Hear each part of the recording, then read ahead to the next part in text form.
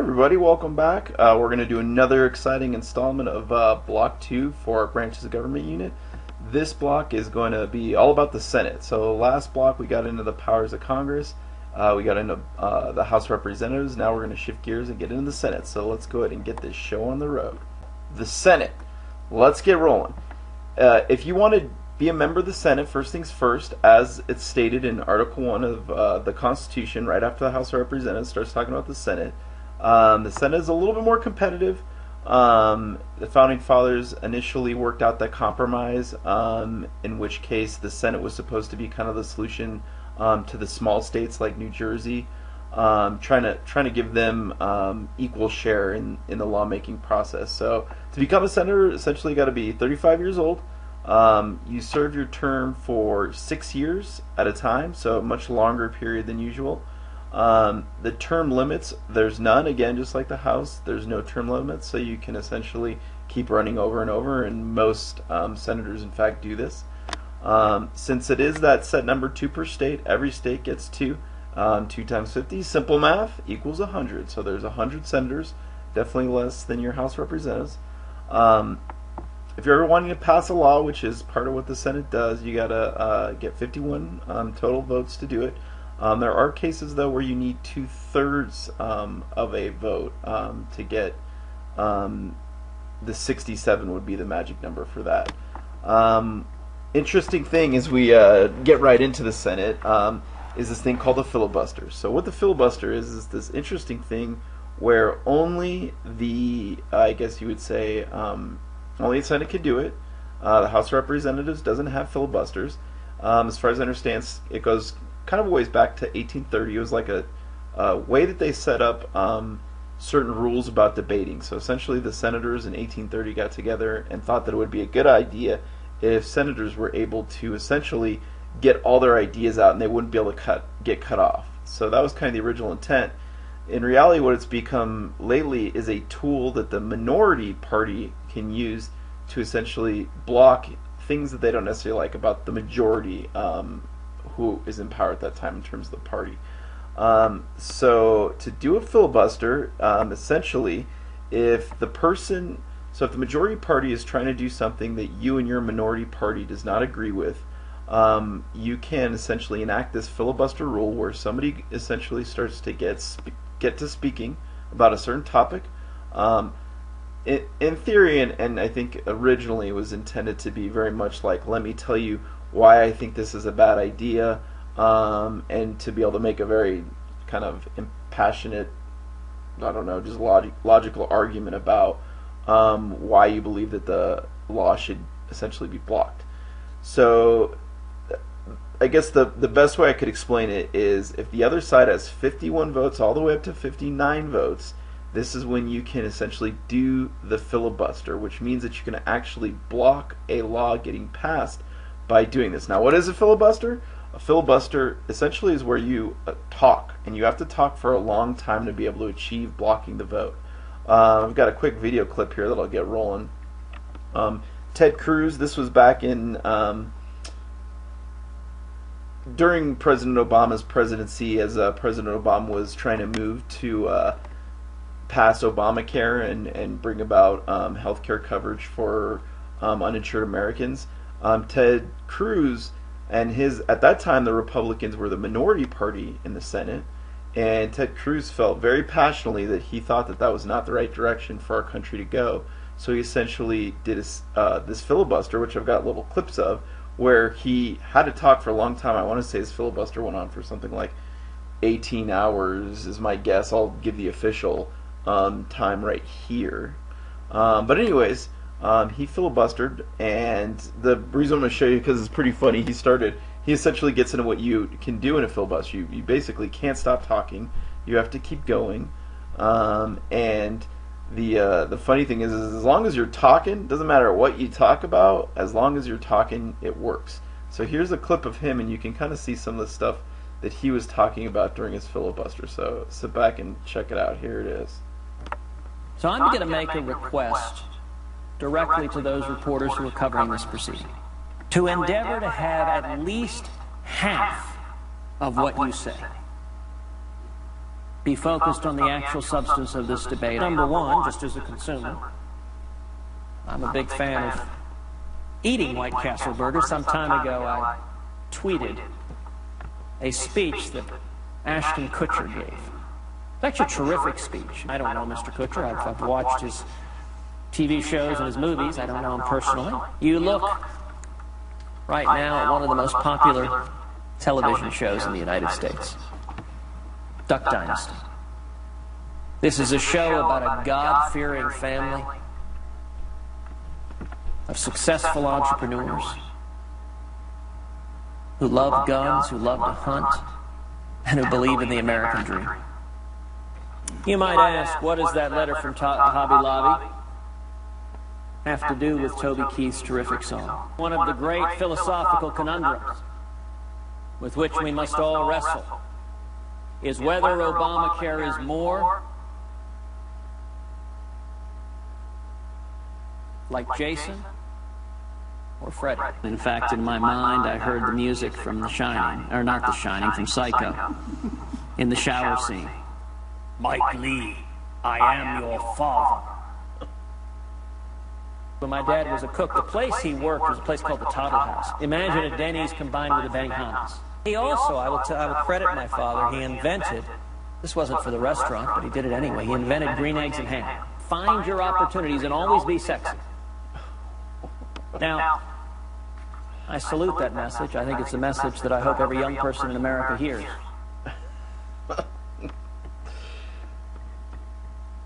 Wow. So there you go. So obviously, it looks like Ted Cruz essentially is giving this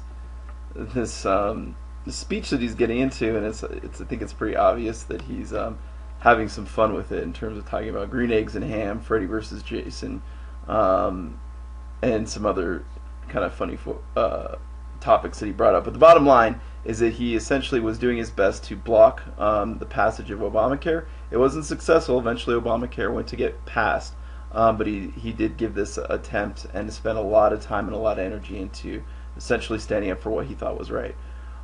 So Republicans and Democrats know that you essentially can't stop a filibuster unless you're able to get a certain number of votes, and that's what cloture is. Cloture is this fancy word that ends a filibuster. You need 60 votes to reach this cloture, but if you can do it, essentially the filibuster gets stopped. So, blah, blah, blah. If that was a little confusing, all you need to know about a filibuster, the core of it is if the majority party has between 51 votes and 59 votes, they still can't pass a law if the other side decides to filibuster. However, if the majority party gets 60 votes, that is the magic number, will block the filibuster and allow you to pass the law. So the reality is in the Senate, as the Senate rules currently stand, if you're wanting to pass a law through the Senate, you're going to need to get 60 votes to do it if there is a large group in the minority that want to block it. So that's pretty much it for cloture.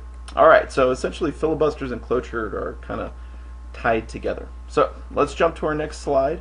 The leader of the Senate is the Vice President of the United States.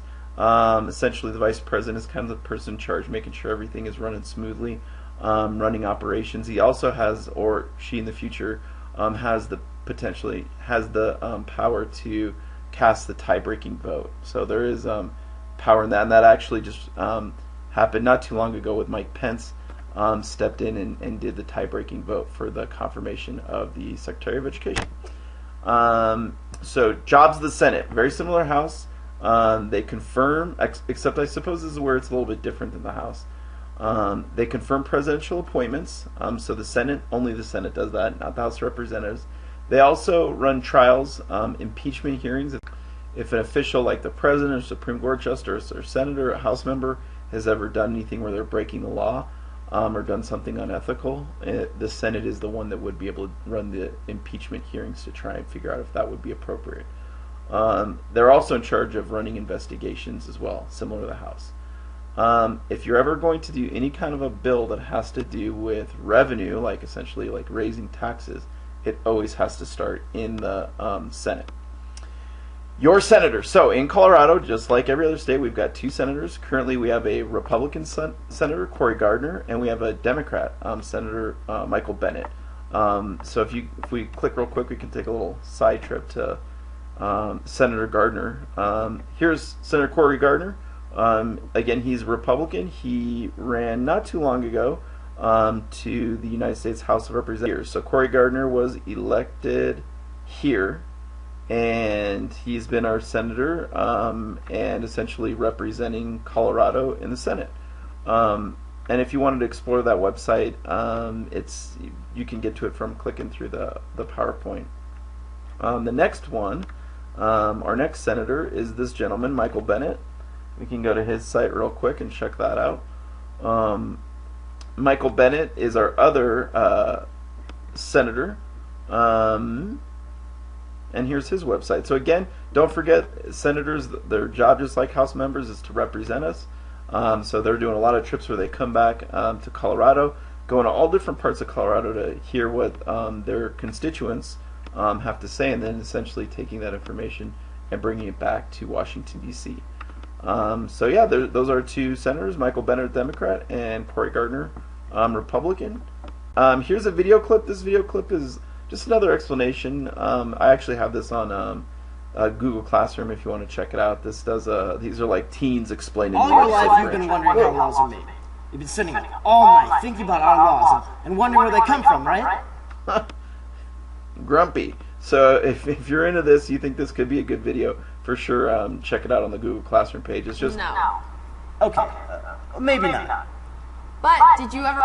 It's just another explanation of how both the House and the Senate function and work. So it could be worth watching.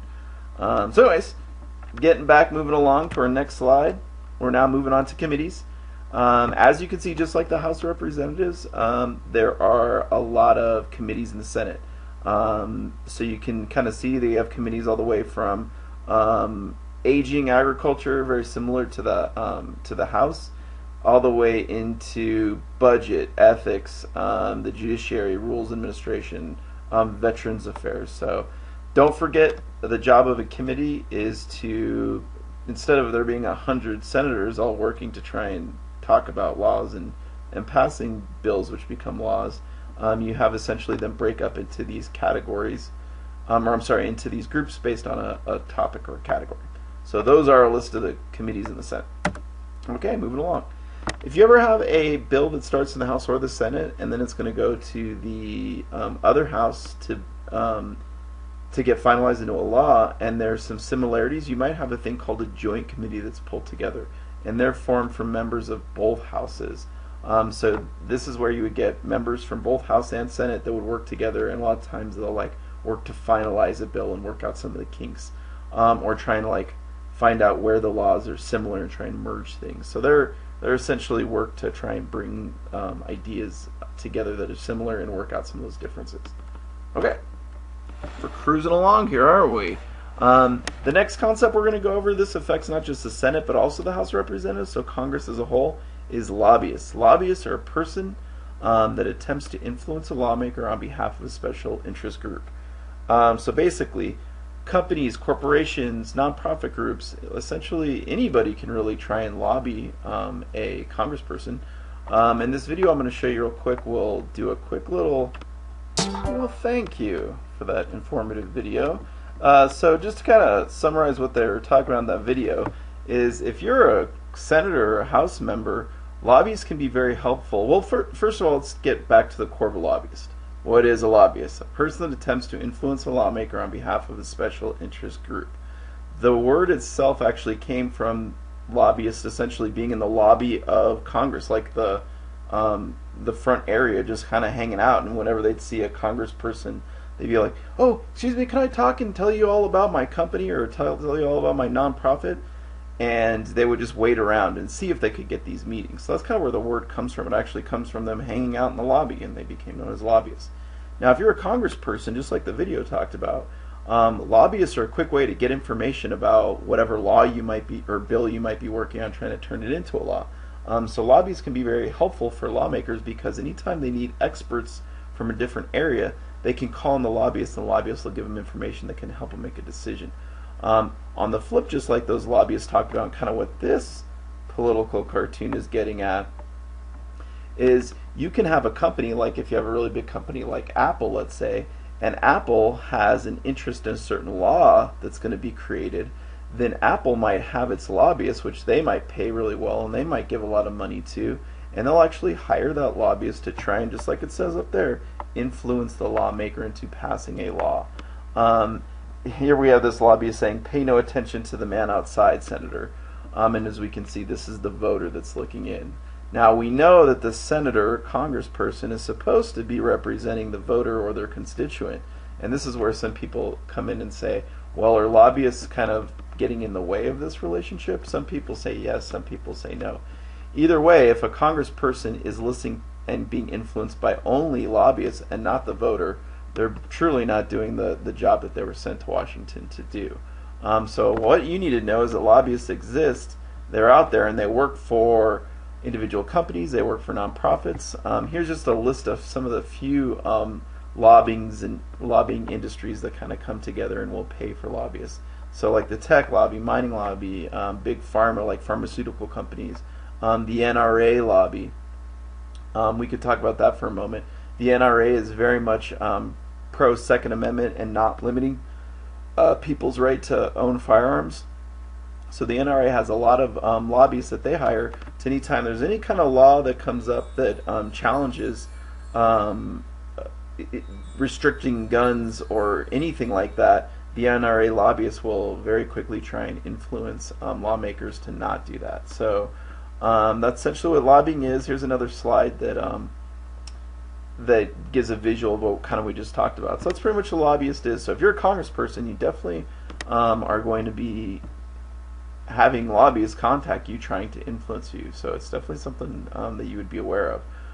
If you want, there's a pretty interesting 60 Minutes video on Jack Abramoff where he gets into some of the shady kind of stuff that goes on with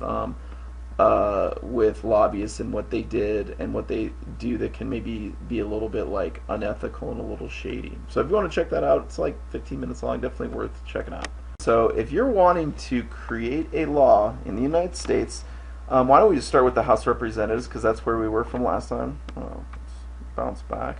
As your body grows bigger, your mind must flower. It's great to learn, Because knowledge is power.